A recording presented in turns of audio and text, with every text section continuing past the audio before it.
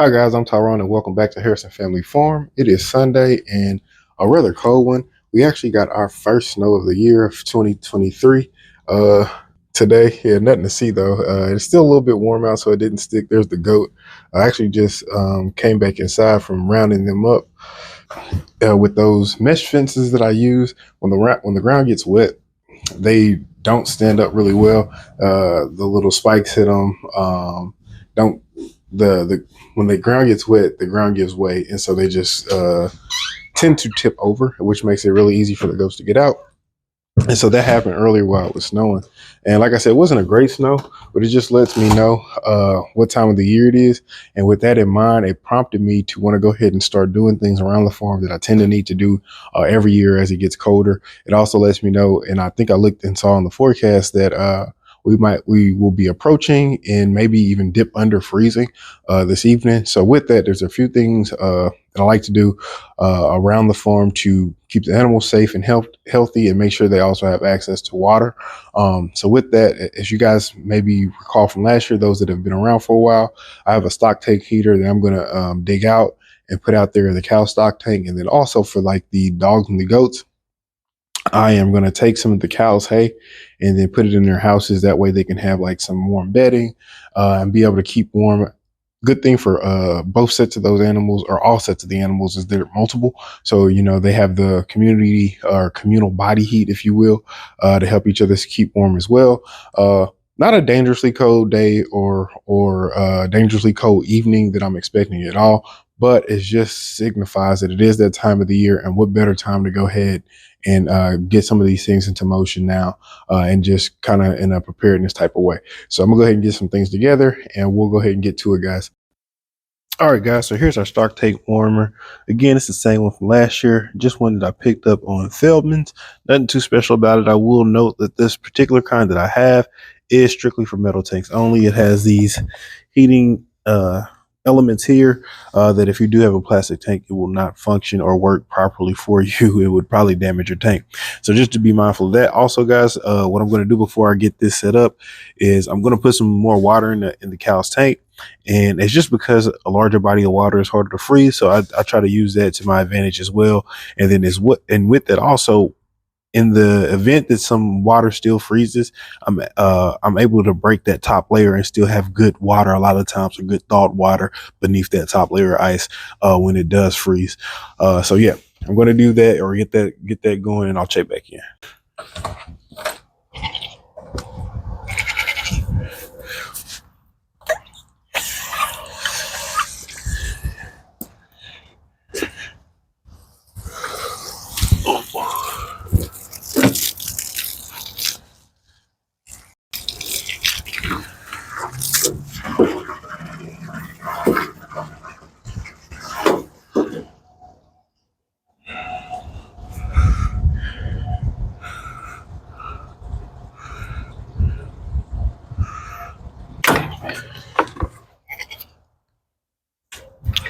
All right, guys, so I got my heater and extension cord.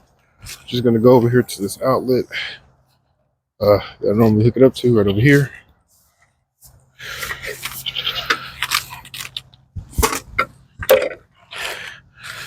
I like to tie a knot in it. That way, it's not as likely to come loose or get pulled apart.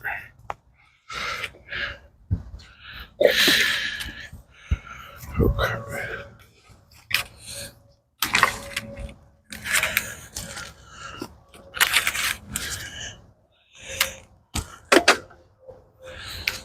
I think we're good.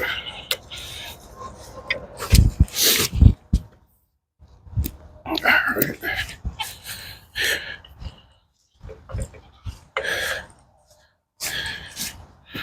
And actually, this tank heater actually does have a thermostat in it, so it only clicks on when it is the temperature is below freezing, and then it kicks back off when it gets above. So that's cool. It helps with energy. It does uh, draw on energy, so don't get that mistaken. It does. I'm not saying that it's a huge amount. Sorry, but yeah, it does take power, no doubt.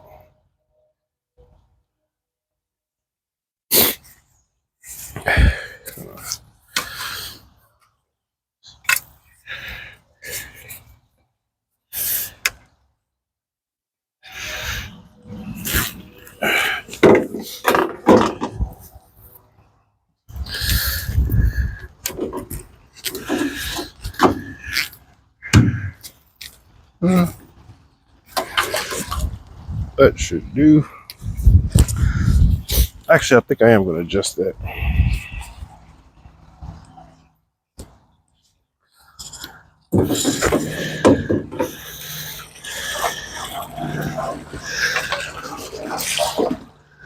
I want to make sure our wire isn't on our heating elements.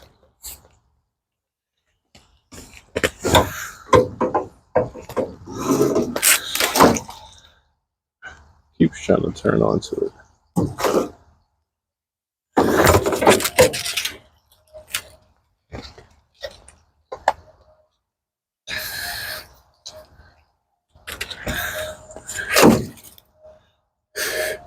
Still turning onto it, but what can you do?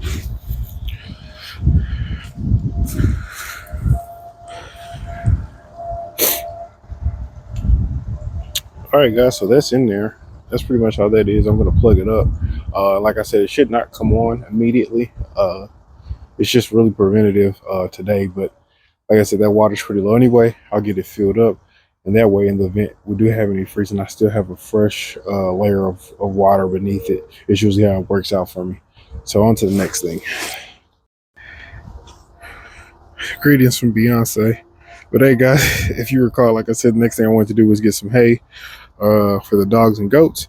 And so I'm going to dig into the bottom of the cow's hay and try to get some good dry hay, which I've seen plenty, so that shouldn't be a big thing. And I'm going to load some in this wheelbarrow, and then I'm going to take it over there to the dog's house and stuff their house with it to kind of help keep them warm. But yeah, let me get to that.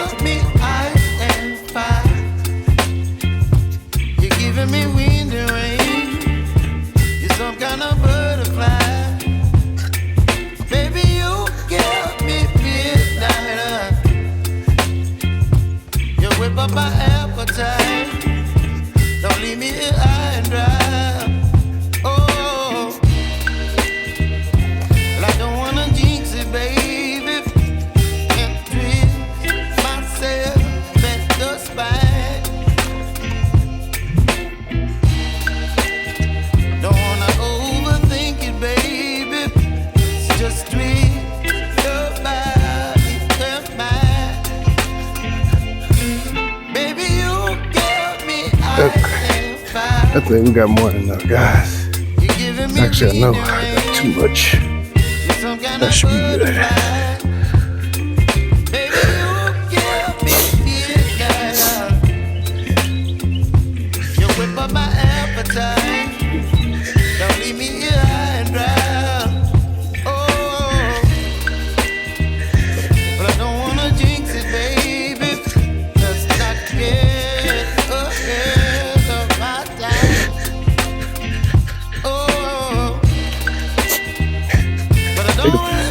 Now.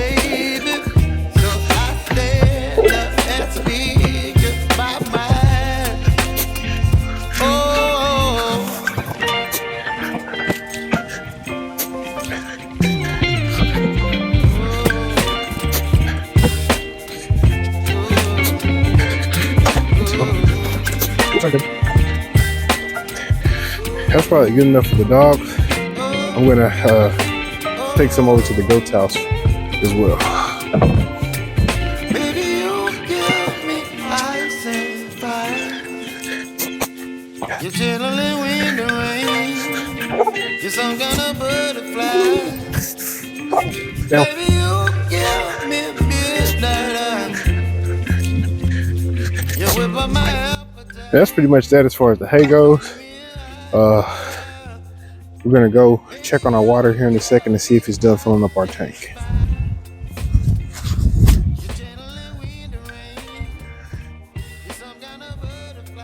And actually, guys, I was thinking I still got a little bit of hay left. It is what I got that was a little damp, but I don't know if you guys saw me picking through it. So I think I'm gonna take this I just divided up between the two goats and their current locations. I'll move them back to their home location a little bit later. But yeah, I might as well give it to them rather than letting it go to waste.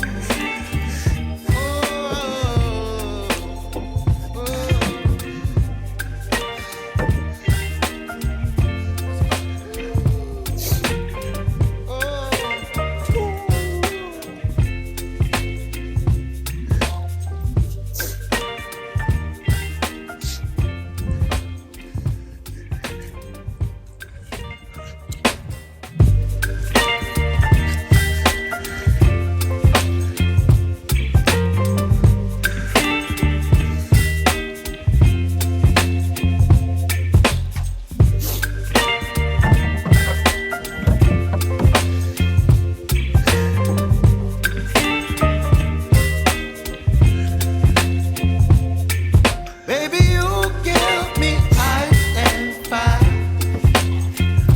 You're giving me wind and rain. You're some kind of butterfly. Baby, you give me midnight. You whip up my appetite. Don't leave me here high and dry. Oh, well, I don't wanna jinx it, baby. And twist myself at the spine. Don't wanna overthink it, baby.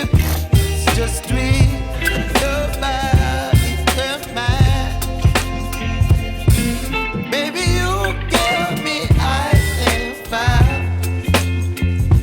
You're giving me wind and rain. You're some kind of butterfly. All right, guys. So another question I had, or something else I wanted to speak to you guys about, is that you guys know a few videos ago we picked our tomatoes, and so I mentioned to you guys that I was leaving the peppers, which I did. But now I'm thinking I should pick the pepper. I only got one pepper, but I see some blooms of what could be some other peppers. But how likely is it that they're gonna fully grow to potential with freezing weather being upon us now, especially in the evenings? And oops, sorry. And sure enough, I could take like a sheet or something and cover them. I'm just not sure about harvesting, or how likely it is to it will be to harvest additional peppers from the plants I have planted this year, this late in the year. Oh, Beyonce needs to use the restroom. Yay! So let's look here. Let's get a zoom in. So there's our pepper right there. Zoom out a little bit. Oh, somebody got popped. But by the fence, I mean. But yeah, there's our pepper. Like I said, there's some buds there. You look up here, we got some more buds like they could be future peppers. Maybe I need to zoom in to see better for you guys. Little budlings. Trying to get it to focus a little better. There you go. There it is. If you guys can see that.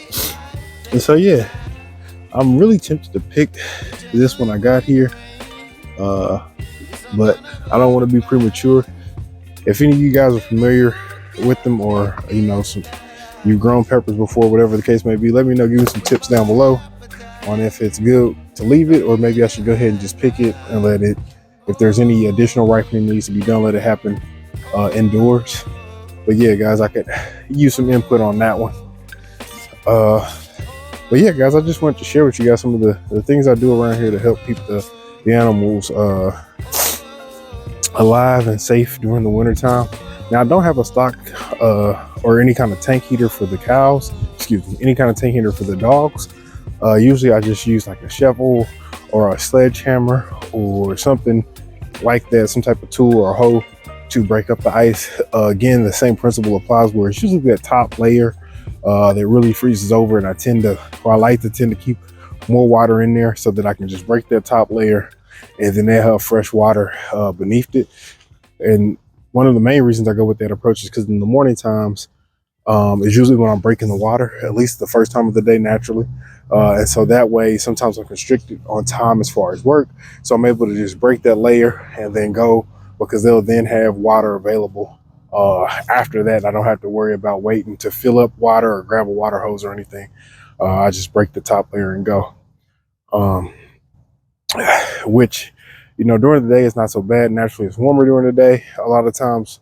And then also with their activity, with them drinking from it, it keeps that water moving, which makes it take longer to freeze, so forth and so on. So, yeah, during the day I don't worry about it as much, but at night or that when I first get up, I like to make sure that water is broken up and moving so that it is available to the animals. Same with the goats. I just tend to break it in the morning because usually I only have their water, as you guys have seen before, in like a 5 gallon bucket. So I break that top layer and they're usually good to go as well. And with them, it's a lot easier too. Like, since the dogs and the goats require less amounts of water, it's nothing for me to take their water, whether it's a 5 gallon bucket or rather I get an additional 5 gallon bucket and bring some hot water out to melt it or just replace their water, whatever the case may be. It's the cows that really can get me in trouble because they require such a large volume of water. I couldn't just hand carry an ample amount of water out here to them um, at on the drop of a dime to sustain them an entire day, which is why I kind of made the investment in the stock tank heater and why I tend to like to keep it at a higher level during the colder months. Another thing that you want to do, I don't know if you guys live in cold areas or not, but once you run your water hose, and even on today I'm gonna do it as well, you want to drain it of all that residual water that's left in it after you turn it off, or it's just going to freeze in there and make it harder for you when you want to pump some water on the next day. You know what I'm saying? So just be mindful of that. That's a mistake I've made several times. Probably won't be the last time I made it because it's just one of those things that sometimes slip your mind. But I try to be mindful of it because it sucks when you need to get that water out there to those animals and you got a whole water hose full of frozen water, full of ice. You can't do anything with it. It won't, the pressure's not strong enough to push the ice through. And so it's just a blockade and nothing gets past it. So, yeah. But I think we have got our water to a satisfactory level. I'm not trying to overfill it as I've done more times than I care to count. Uh, Look at Brownie going crazy, running around. She's a lively one. And a cutie patootie. Some way she knows she's being recorded.